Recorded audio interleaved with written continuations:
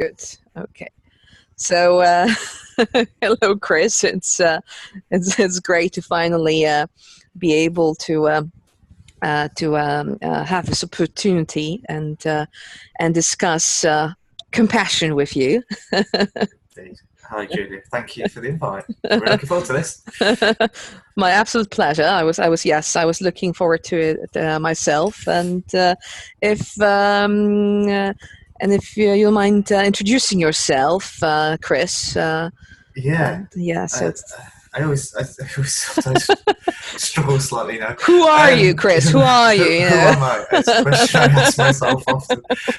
So I guess I was interested actually how I do this, because I always get slightly hesitant about how I describe certain things. But anyway, so I guess first of all, I guess at the moment I'm a psychology student, so I'm my undergraduate psychology student. That's coming on the back. Now my second year actually. Brilliant. Introductory year. Really enjoying it. Finally embracing the psychology geek, which I think was always inside me.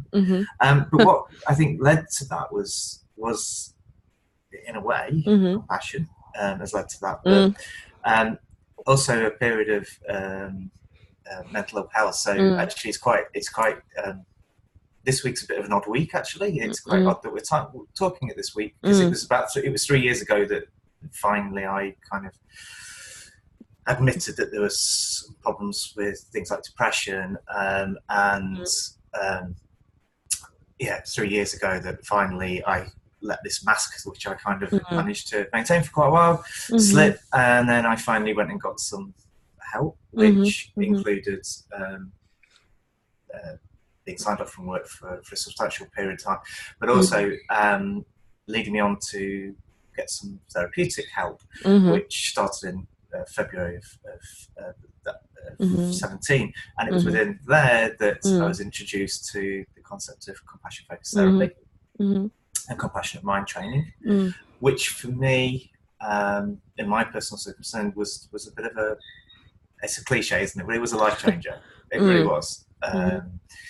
And that led on for about a year in terms of learning about particularly, and I guess we'll go on to some of the concepts of CFT, etc. later, but in terms of self-compassion and compassion from others, actually, as well, which I hadn't really realised was maybe something that I struggled with. Many people say that, by the way. Yeah, which is something perhaps we don't necessarily think about. I don't know. Yes. So, and then also doing a group MBCT course, which actually had quite a lot of CFT points as well. Kind of led me then on to leaving work formally, and then having the opportunity to think about what I want to do. And led on to going to study psychology.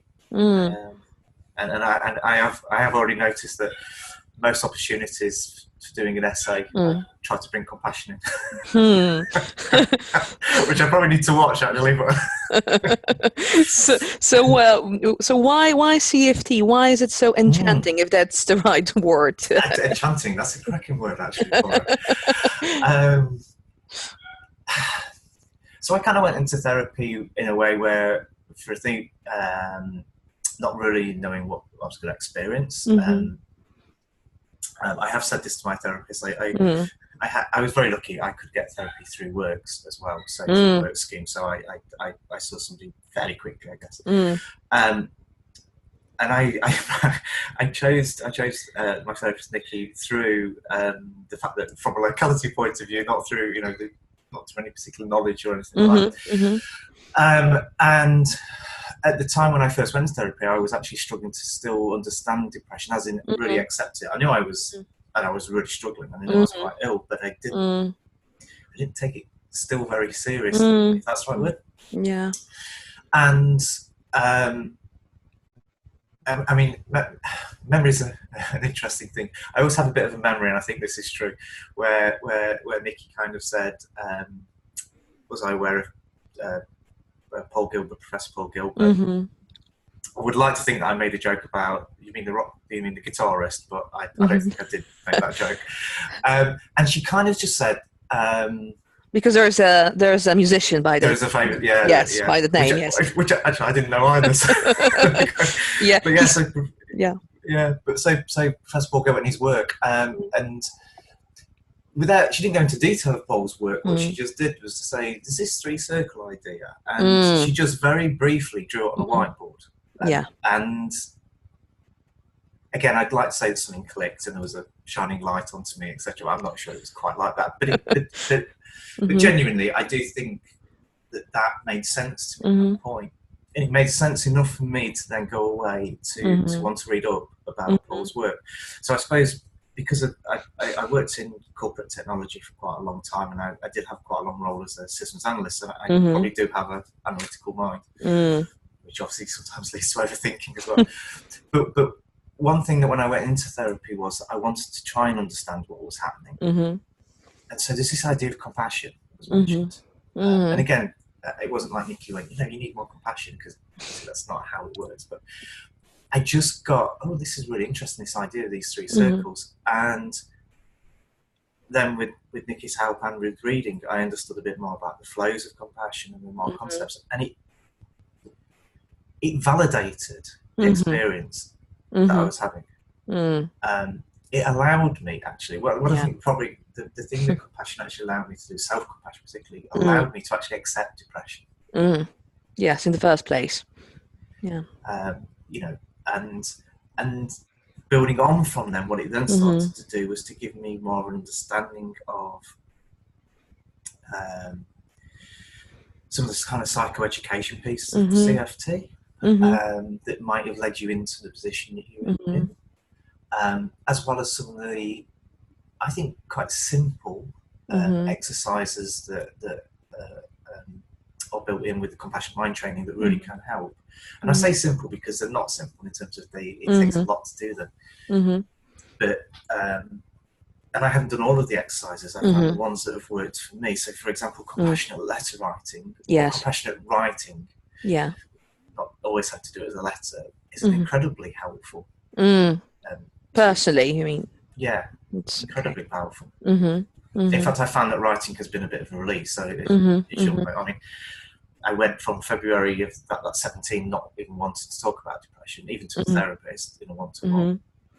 In April, to kind of write my first blog post, which was only to friends, and then with a little bit of a nudge from within therapy to actually then publishing that publicly, and then writing a blog for over a year around. Because we should mention that you're responsible for this very famous blog. So by the name of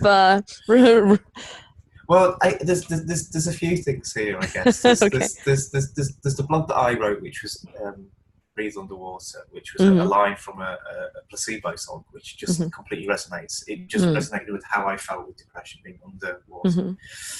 And as I say, I'd written one blog back in April of 17, which was only to friends, and it was to actually explain why I'd been away, because no one really knew why I'd been off work as well. And the reaction to that was twofold, and it took me back. One was people kind of responding very nicely and supportive to that, but then secondly, the number of people that I knew within that friendship group, particularly men, who then contacted me to either say, recognise what's happening, or actually, with a couple of them actually saying, do you know what, I think I need to have a follow-up. So it opened up conversations that we would never have potentially had. Yeah, because it may at the times it's to do with this experience, feeling of shame, admitting to it. Yeah, especially for men, I guess. Yeah, and it's really odd actually, because when I was at work and I was at a quite senior leader role, I was actually I promoted mental health. I encouraged team members to talk about that, etc. But just in the run up, I say to kind of December 16, when things started to really come apart for me, I can actually remember I sat down with a member of my team to actually kind of say, look, I'm very struggling, and I was trying to get them to try and help me a bit, and it turned into a bit of an emotional bit of a mess. And so she said, she kind of used to help organise my diary and stuff like that. And she said, you've got a presentation in about 2 hours to the rest of to a global team. Do you want me to cancel it? And I went, no, it's fine. And so I'd sit in a room completely on my own, emotionally upset, distraught, but then I want to say almost successfully, at least. I don't think success. Pull a mask on to be able to go out in front of a group and do a presentation. No one would have known that I was in that position.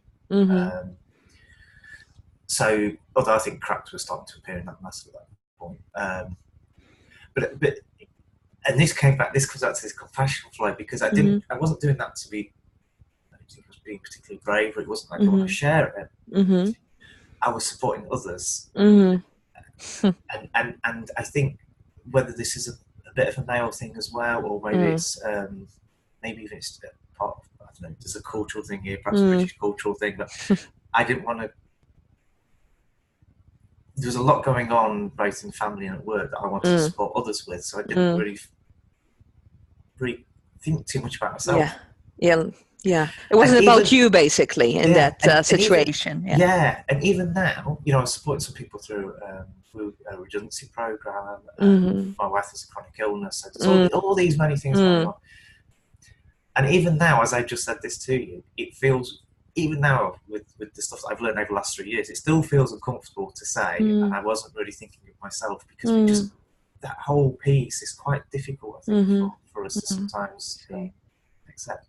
But that's one of the great things, perhaps one of the big things I've learned, is that, if you don't have some boundaries, if you don't take care of yourself as well, you can't actually support others. And what happened to me, is probably typical, where eventually the cracks become too big and it becomes a breakdown situation, and you're not supporting anybody, because now you've just, in pieces. So what does compassion mean to you, Chris?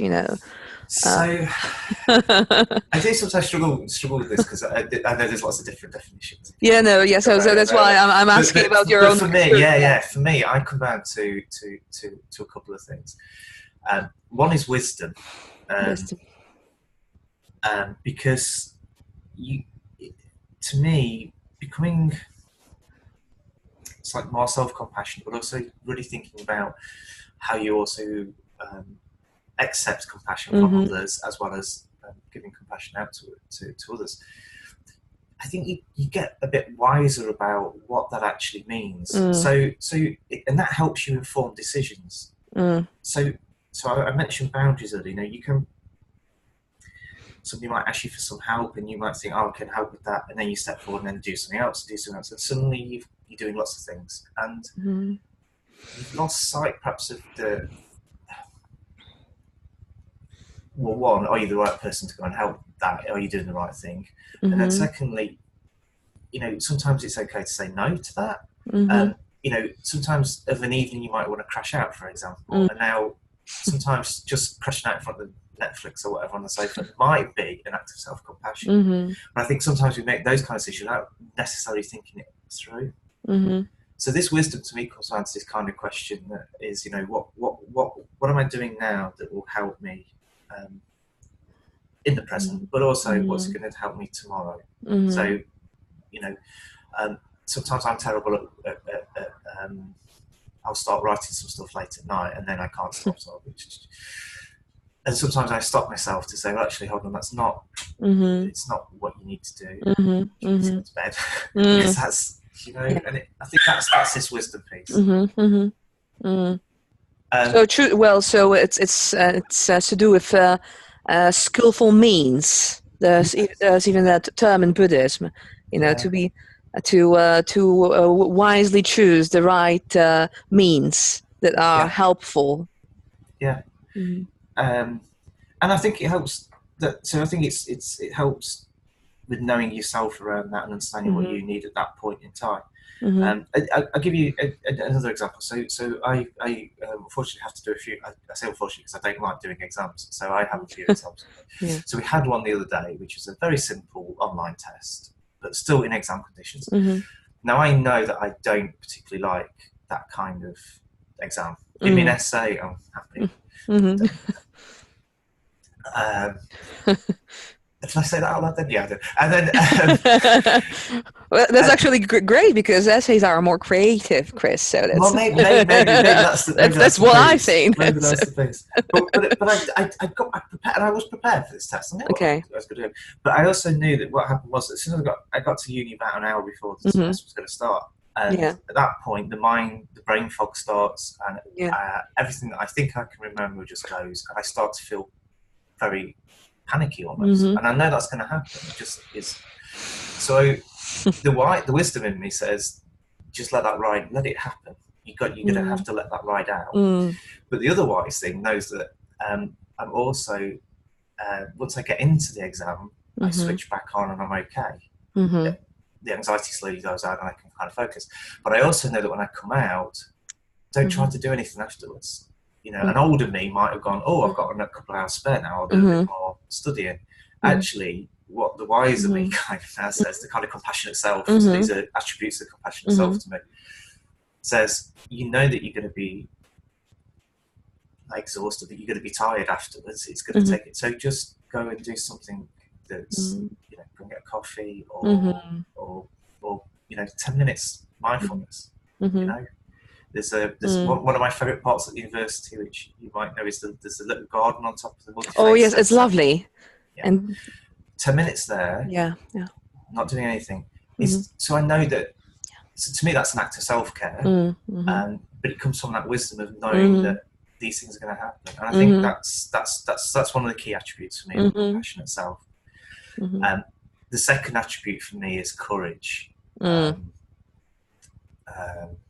In that, one of the things that I've learned from compassion is that you're not avoiding things. And I think this is something that is hard.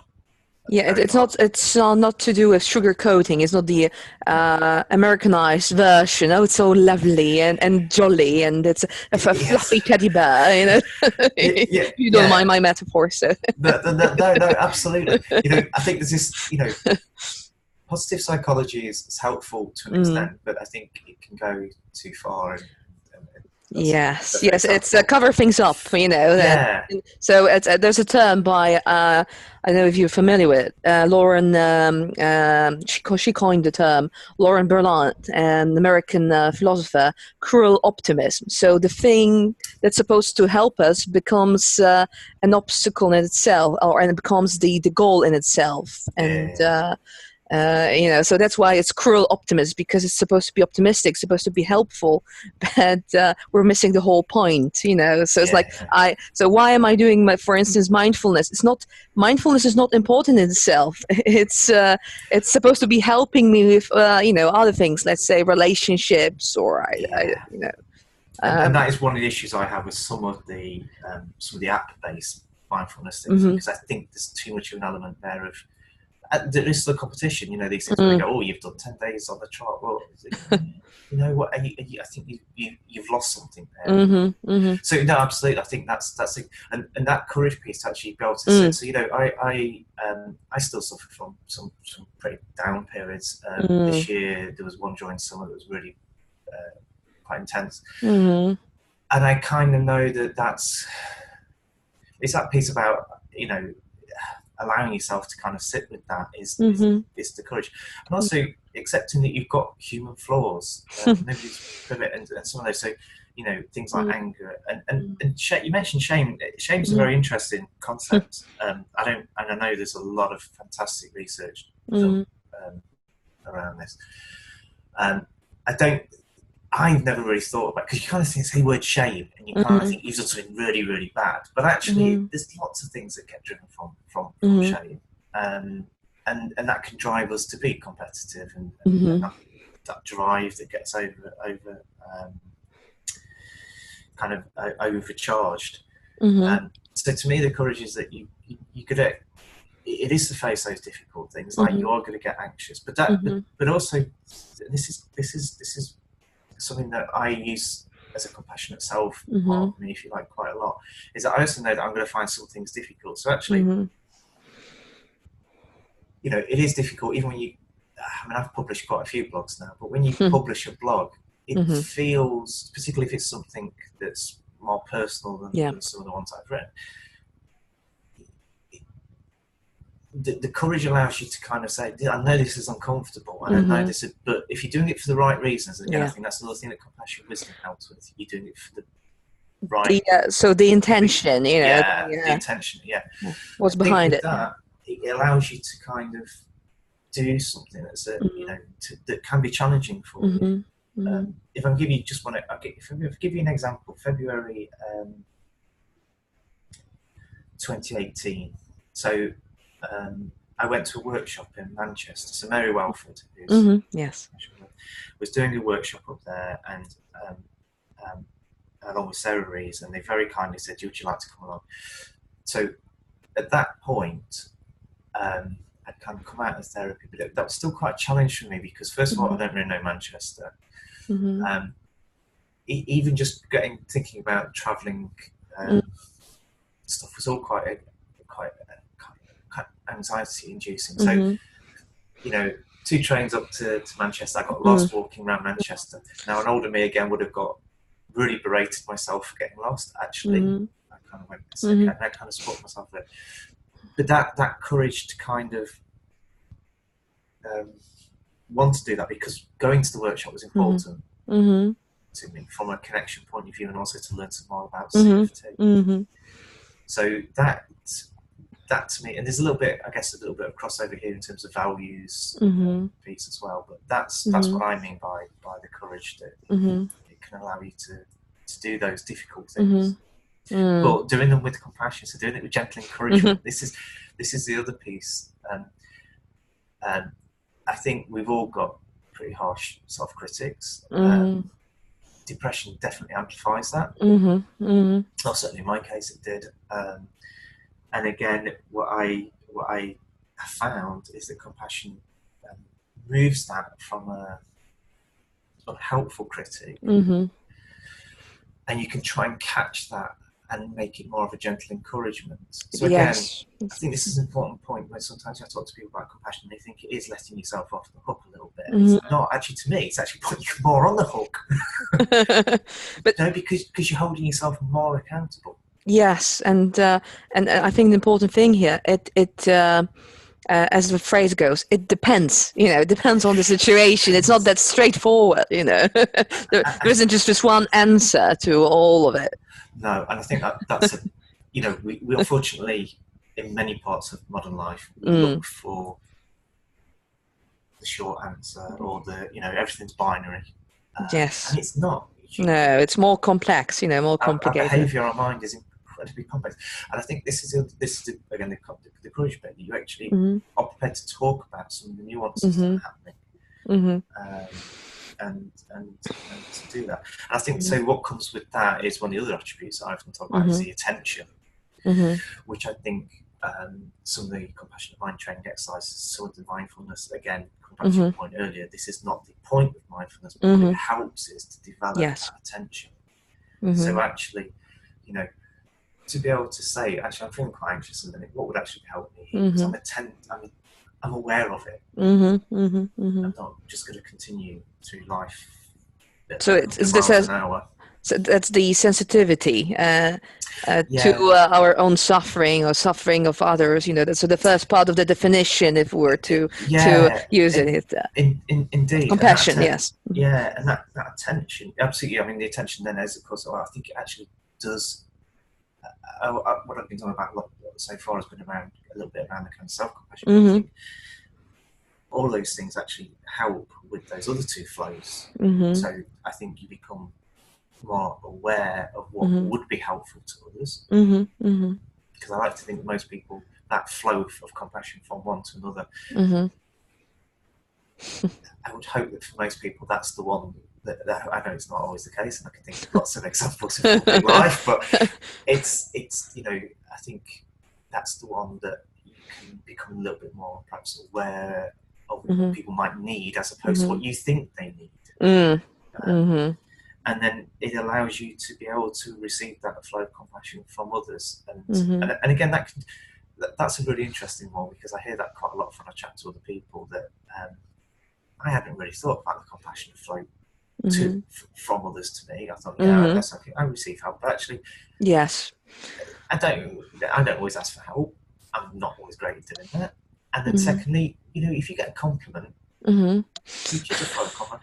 So I know what my default position will be. I'll make a joke out of it and completely deflect it. Yes. And I feel like I'm really comfortable. A very popular strategy, I guess. Yeah. And again, this sometimes courage gets a bit bandied around a bit, and it can also mean like putting into a fight to say something. But actually, the courage to actually accept a compliment from somebody, because to actually acknowledge that that's the person is making a genuine thing to you, and to take that is also part of that. To be consciously with it, intentionally. Yeah. And then I think the last one, I kind of have 4 attributes. So this is the courage, the wisdom, and the attention. And then I think there is this commitment, which comes against another part of Paul's definition.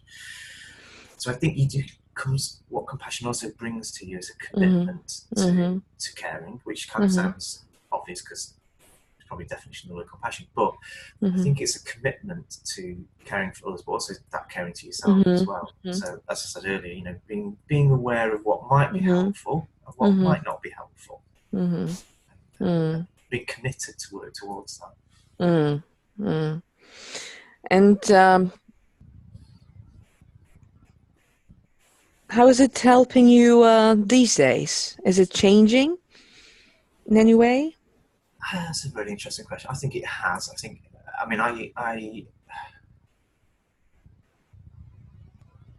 If I go back through my journal, because I write most days in a journal, and if I look back down across my blogs, which I don't blog personally as much as I used to, because I also found that eventually that was becoming a thing to do, and therefore it wasn't what was right. So now I tend to blog only when I have something to do. It's interesting, if I look back down my original blogs, they were a little bit about depression and trauma journey. Now my understanding of compassion is deepening.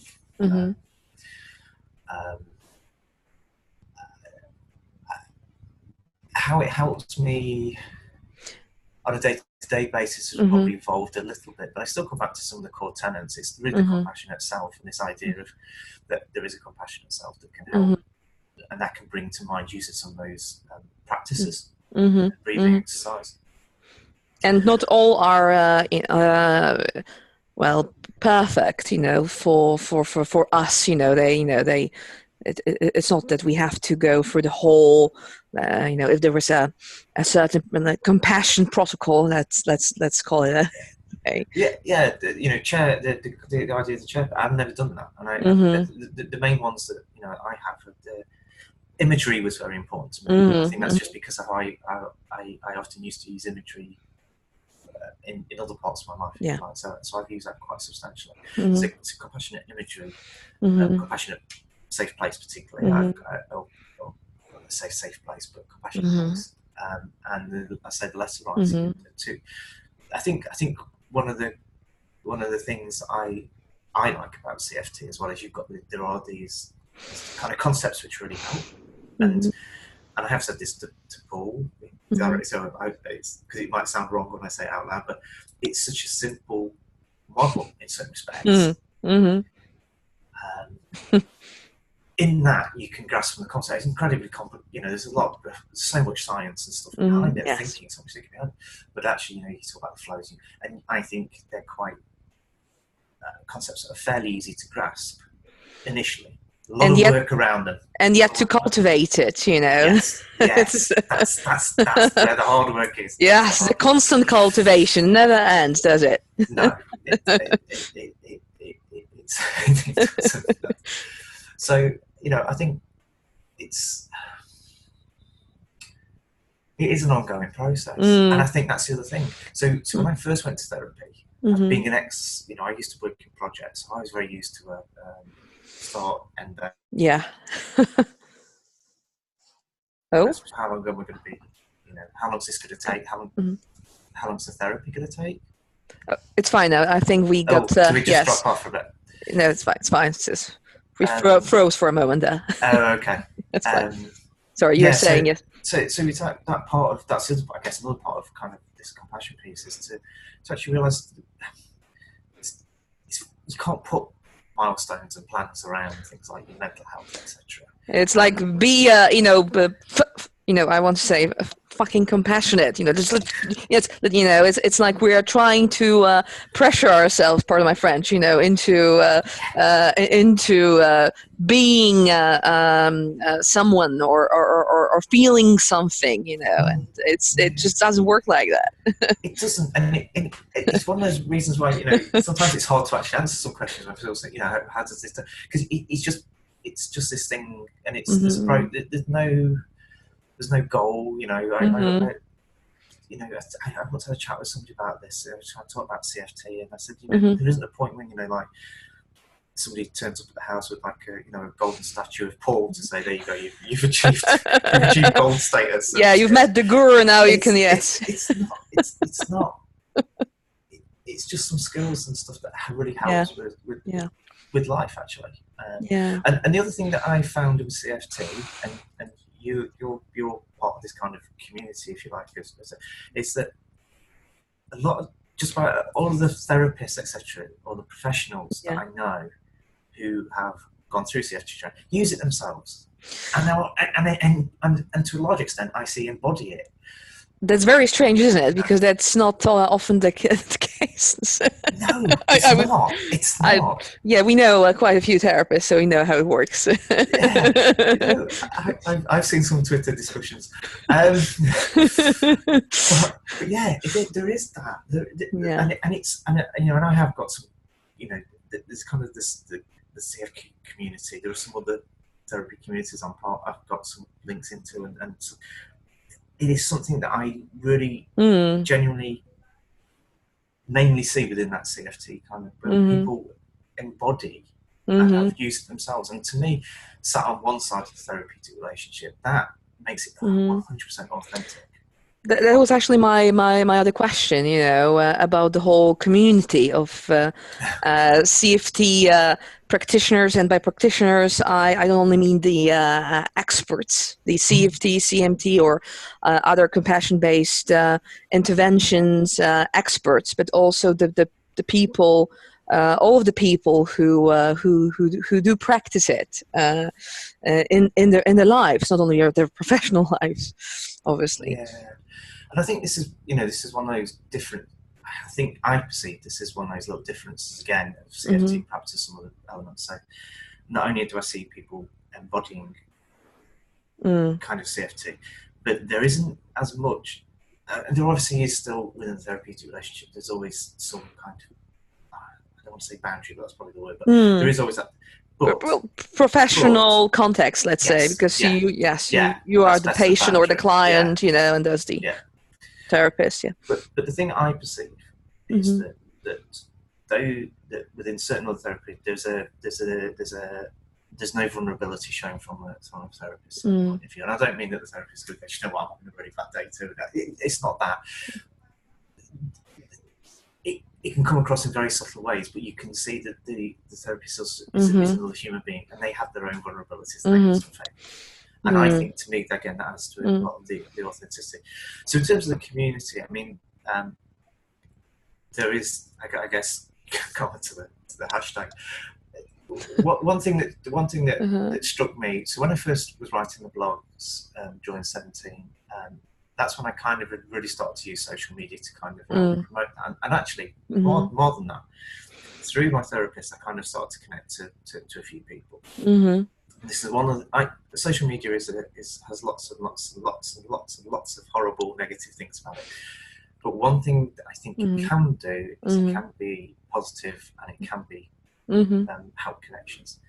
So just to give one example, I connected through my therapist to somebody she used to work with, Jim Lucas, who does a podcast, and Jim had. During that time that I was kind of learning about compassion, had Mary Welford on, and Mary did this thing about, talk about self-critic, and one thing is, it's before you try and change the words in your head, just change the tone first of all. And I was listening to this, and I'm like, I've been struggling with this a little bit because I've been trying to catch myself and try and change the words, and that's quite hard to do.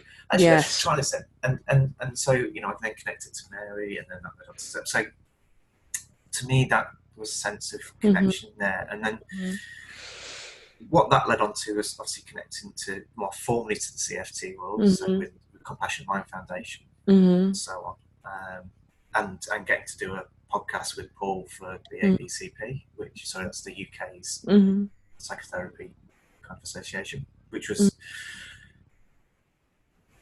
the most surreal and probably geeky moment of my life in certain respects, because I'm sat in, so it was actually recorded at Paul's home, so I was sat in Paul's lounge talking in an interview about his work, and it was like, this is really weird. It's great. But how great is this?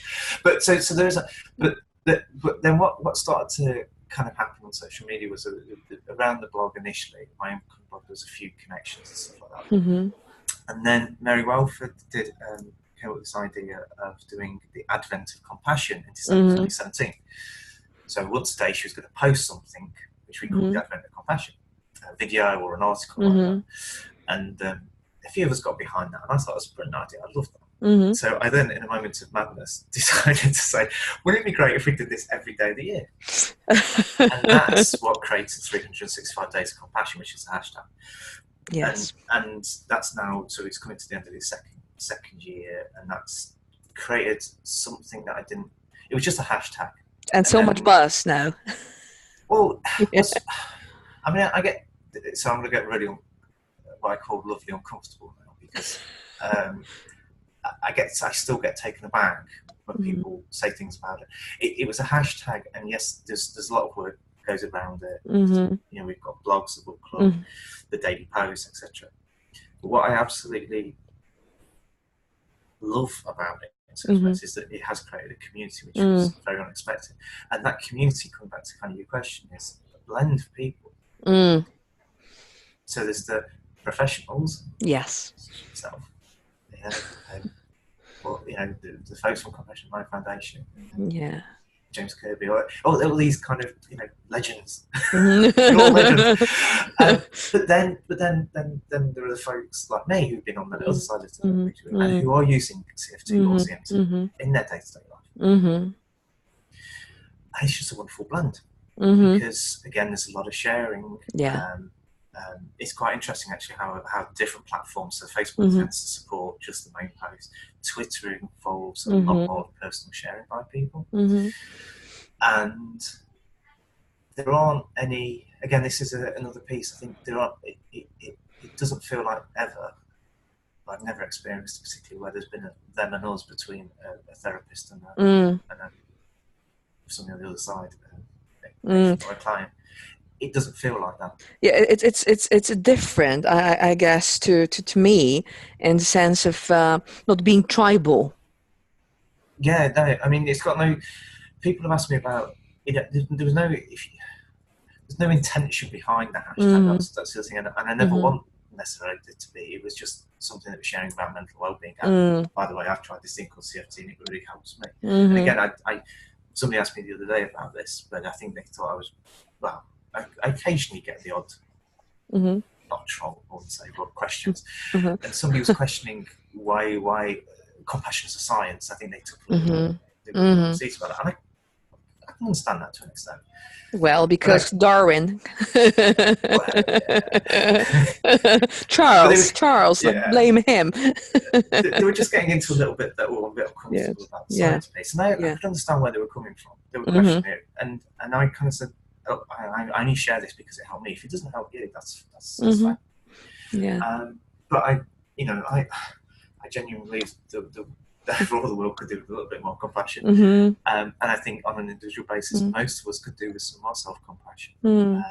So that's what the community is. I think what's been really nice is that it's linked. You know, I'd love to spend a bit more time actually with Paul and Hannah trying to build up the links into the community to the Compassion Mind Foundation. Because I think one thing with the Compassion Mind Foundation is, if you look at the web page, it's very supportive of the professional side. Yes. And I think if you were really wanting to learn something about CFT, it's a little bit more of a challenge to do that. So for for the lay people, let's say so-called lay people, it would be more accessible. Is that what you're referring to? Yeah. I mean, you know. And that's why, you know, I challenged myself this year. We talked about courage and wisdom. One thing that I thought about, probably during last year, was doing some little videos, but I decided that last year wasn't the right time to do it. This summer I decided to do them, and again, they all come with the caveat that it's just me sharing my experience of what I learned in short videos. But I think that's a bit where, you know, the thing with when I talk to people about compassion, and the same with acceptance, these are all big words actually, and they all mean, you know, they can mean different things to people. Often compassion can be seen as there's a religious element potentially to it as well, you know. So you're kind of getting into some quite detailed kind of discussions, but I think just trying to be able to help explain a little bit, and that kind of opening up to then go on to look at some of the more detailed stuff. I mean, there are some fantastic books out there as well. There's Paul's own work as well. I mean, both Mary's, there's two books I particularly really like actually, which is Mary's CFT for Dummies, and then Chris Irons and Elaine Beaumont's Compassion Mind Workbook. Compassion Mind Workbook, I think it's a brilliant book. Yes, and true. I'm very accessible. So what are you learning from the whole compassion community? You know, not only the experts. So I think you really do pick up on the fact that so there's a piece within compassion about the common humanity. And some of these things you have to be a little bit careful around, because I can, you know, if I was in the depths of 3 years ago, if somebody turned up to me initially and said, "You're a bit more compassionate," by the way, everyone really struggles. I might have said something quite rude to them. And understandably so, I guess. You have to be careful with these things. You know, everyone goes on there. You know, you have to each your experience. But I think you do realise that, you know, people should, and again, that's what I say about, you know, the fact that some of the experts share how vulnerable they are. You know, they're not pretending. Russell, you know, Russell Crowe. Yes, Russell. Very, you know, Russell does a fantastic work around anger, for example. Yes. And he shares as part of that his own experiences, and you know, he's not someone solidly going, "I've got my life sorted, everyone, and this is what you need to do. Follow these 3 things, and these hacks will these 3 life hacks will sort you out." That's not what's happening. So I'm learning that is one of the key things, and you know, it is that move away. I wasn't competitive with others. I was probably, because of self-criticism, probably a little bit competitive in my head. And I still have to watch that again. This is another thing, you know, when it's you know, when you come to, I'll go back to doing a bit of studying again. If I come back to writing an essay, I immediately I know that I'm going to start to think, oh, you've really got to try your best at doing this, because that's, you know, but sometimes actually good is good enough. Yes. Yeah. That's one of the key things. That's another key thing that I'm learning. You know, you learn that from the community. So to me, it's just been the power of connection as well. And it takes most days I'm taken aback still by that. I genuinely am. Somebody will post something on Twitter. You know, somebody will post a picture, somebody else, and somebody else will go, "Well, that's really helped me." Let's say, you know, things like Twitter, Facebook, there are 101 things that are wrong with them. And I'm very careful about who I follow and what conversations I follow. Yes. Because actually that's another act of, you know, you have to balance this thing about also facing up to stuff as well as, you know, compassion, attention. What are you paying attention to? How is it helping you or not? It doesn't have to be always nice and easy. That's not what I mean by it. Myself, but is it really helpful or not? Yeah, and that's probably what you just said there. Is it helpful? It's probably what is compassion. What it is not is what am I doing? What am I doing now? Is it helpful? Or what am I paying attention to? Is it helpful? All those kind of. Thank you for sharing your experiences with me and possibly with other people if they're willing to listen to us. Yeah. No. But I think, in terms of this being helpful, I think it may be helpful. Just listening not only to all those experts, but just people who practice it themselves. I think, yeah, and I would love. One of the things that I am quite pleased with this year in terms of the hashtag was that we launched the community blog, and there have been and it's been actually very interesting to see what's come through on the blog. So we've had some poetry, and but we've had a couple of posts which have been really personal by a couple of people, and that embodies what you just said. That is people sharing. I think that could be so helpful to so many people when somebody shares. It's such a powerful thing when somebody shares a testimony about how this helps. Yeah, because going back to the question you were once asked by this. Well, you mentioned this person,